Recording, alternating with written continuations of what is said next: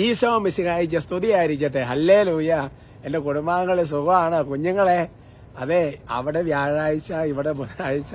ശരിക്കും പറഞ്ഞ വ്യാഴാഴ്ചത്തെ പ്രയർ നഷ്ടപ്പെട്ടു പോയി. പക്ഷെ അത് വിടാൻ തീരുമാനിച്ചിട്ടില്ല.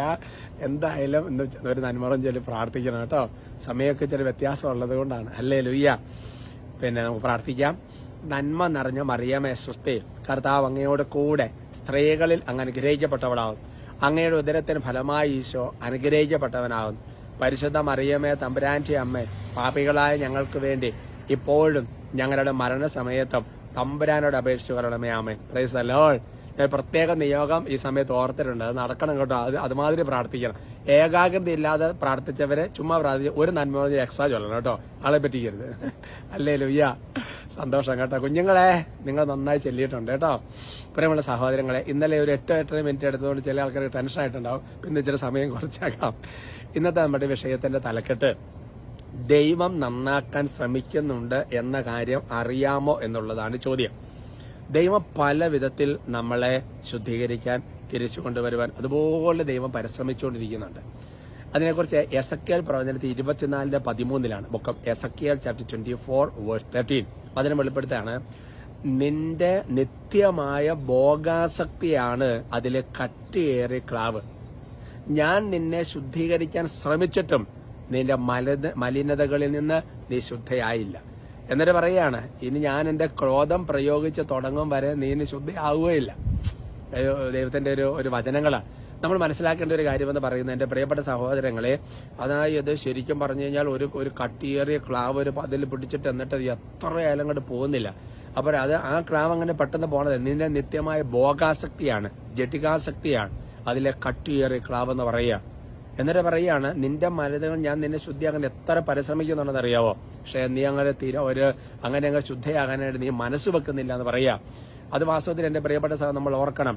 ദൈവം നമ്മൾ പലതരത്തിലുള്ള പാപത്തിലൂടെയും പ്രത്യേകിച്ച് പ്രമാണ ലംഘനങ്ങളൊക്കെ കടന്നു പോകുമ്പോൾ ചിലപ്പോൾ ചില വ്യക്തികൾ എന്ത് ചെയ്യാറുണ്ട്, ഞാൻ എത്രയൊന്നും ചെയ്തിട്ട് ഒന്നും സംഭവിച്ചിട്ടില്ലല്ലോ. അതിന് കാരണം എന്താണെന്നറിയോ, ദൈവം മാക്സിമം ടൈം ഇട്ട് തരികയാണ്. ദൈവം കരുണയുടെ കാലം നീട്ടി തന്നിരിക്കുക.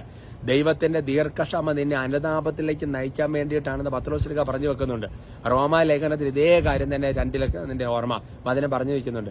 അതുകൊണ്ട് എന്റെ പ്രിയപ്പെട്ട സഹോദരങ്ങളെ, ദൈവം നമ്മൾ ചിലപ്പോൾ മടങ്ങി വരും, തിരിച്ചു വരും എന്ന് അറിയാവുന്നതുകൊണ്ട് ദൈവം കരുണ കാണിച്ചുകൊണ്ടിരിക്കുന്നതാണ്. പക്ഷേ എന്നിട്ട് ദൈവം പല വിധത്തിൽ ചിലപ്പോൾ ധ്യാനങ്ങൾ ഒരുക്കി തരും, ചില വ്യക്തികളോട് ഇടപെടും, ചിലപ്പോൾ ഒരു തടസ്സത്തിൽ കൊണ്ടുപോയി ചാടിക്കും. പല തരത്തിൽ ദൈവം രക്ഷിക്കാൻ പരിശ്രമിച്ചുകൊണ്ടിരിക്കുക. പക്ഷെ രക്ഷപ്പെടാൻ തയ്യാറാകുന്നില്ല. പിന്നെ എന്നറിയോ, ദൈവം തന്നെ ക്രോധം എന്ന് പറഞ്ഞു കഴിഞ്ഞാൽ പാപത്തിന്റെ ചില പ്രത്യാഘാതങ്ങൾ ദൈവം അനുവദിക്കുന്നതല്ല, പാപത്തിന്റെ തന്നെ പ്രത്യാഘാതങ്ങൾ ദൈവം ചിലപ്പോൾ കുറച്ച് അനുവദിച്ചു തുടങ്ങും. അത് ദൈവം തരുന്നതല്ല, പാപം ഓട്ടോമാറ്റിക്കായിട്ട് വരുന്നതാണ്. ആസിഡ് കുടിച്ചാൽ പൊള്ളുമെന്ന് പറഞ്ഞതുപോലെ. ഇനി അതും കൂടെ വന്നാലേ ശുദ്ധി ആവുകയുള്ളൂ എന്ന് പറഞ്ഞു കഴിഞ്ഞാൽ പിന്നെ ഇപ്പം എന്നാ ചെയ്യാൻ പറ്റുന്നത്? അതുകൊണ്ട് നമ്മൾ മനസ്സിലാക്കേണ്ട ഒരു കാര്യമെന്ന് പറയുന്നത്, നമ്മളിങ്ങനെ പാപത്തിൽ പൊയ്ക്കോ, ഏതെങ്കിലും പ്രത്യേക തരത്തിലെ പാപത്തെ പൊയ്ക്കൊണ്ടിരിക്കുകയാണ്, ഓർത്തുകൊണ്ടിരിക്കണം. ദൈവം പല വിധത്തിൽ നിങ്ങളൊന്ന് നിന്ന് ചുറ്റും തിരിഞ്ഞൊന്ന് ആലോചിച്ച് ശ്രദ്ധിച്ച് നോക്കിയാൽ ദൈവം നമ്മളെ നന്നാക്കാൻ നടത്തുന്ന പണികളൊക്കെ നമുക്ക് മനസ്സിലാവും. അത് പല രീതിയിൽ വരും, നമുക്ക് സെൻസും ചെയ്യും. പക്ഷെ കണ്ടില്ല എന്ന് വെച്ച് അങ്ങോട്ട് പോകും. എന്റെ പ്രിയപ്പെട്ട സഹോദരങ്ങളെ, ചിലപ്പോൾ നമ്മൾ മനസ്സിലാക്കേണ്ട ഒരു കാര്യമുണ്ട്. ഈ ട്രാഫിക്കിൽ ഇരിക്കുമ്പോൾ ചില സിഗ്നൽ കണ്ടില്ല എന്ന് വെച്ച് പോയെന്ന് പറഞ്ഞിട്ട് കാര്യമില്ല, റെക്കോർഡറാണ്, പിന്നെ ഇതേപോലെ പിടുത്തം വരും എന്നൊക്കെ പറയുന്ന പോലെയാണ് കേട്ടോ. അതുകൊണ്ട് ദൈവം നമ്മളെ നന്നാക്കാൻ ശ്രമിക്കുന്നുണ്ട്. നന്നാകുക എന്ന് പറയുന്നത് നമ്മൾ എടുക്കേണ്ടത്. നിന്നെ കൂടാതെ നിന്നെ സൃഷ്ടിച്ച ദൈവം നിന്നെ കൂടാതെ നിന്നെ രക്ഷിക്കുകയില്ല. അഗസ്റ്റൻ പറയുന്നതൊക്കെ വളരെ ഒരു പശ്ചാത്തലത്തിൽ കറക്റ്റാണ്. എനിവേ, കർത്താവ് പ്രത്യേക അനുഗ്രഹിക്കട്ടെ കേട്ടോ. നമുക്ക് പരിശ്രമിക്കണം, വിശുദ്ധി ജീവിക്കാനും കൃപയിൽ വരാനും ഒക്കെ നല്ലൊരു പരിശ്രമം വേണം. നമുക്ക് സ്തുതിക്കാം. Hallelujah, hallelujah, hallelujah. ഉച്ചത്തിൽ സ്തുതിക്കാവോ? സ്തുതിക്കുന്നു, ആരാധിക്കുന്നു, നന്ദി പറയുന്നു, മഹത്വപ്പെടുത്തുന്നു. കർത്താവിന്റെ ആത്മാവെ, പരിശുദ്ധാത്മാവ് വലിയ ദൈവ കൃപകൾ കൊണ്ട് നിറയ്ക്കണമേ. കർത്താവ് ഇവരെ ശല്യപ്പെടുന്ന എല്ലാ ദുഷ്ടാര്യങ്ങളും യേശുനാമത്തിൽ ബന്ധിച്ച് ബഹിഷ്കരിച്ച് കുരിശിന്റെ ഉള്ളിൽ ഞാട്ടിപ്പായിക്കുന്നു.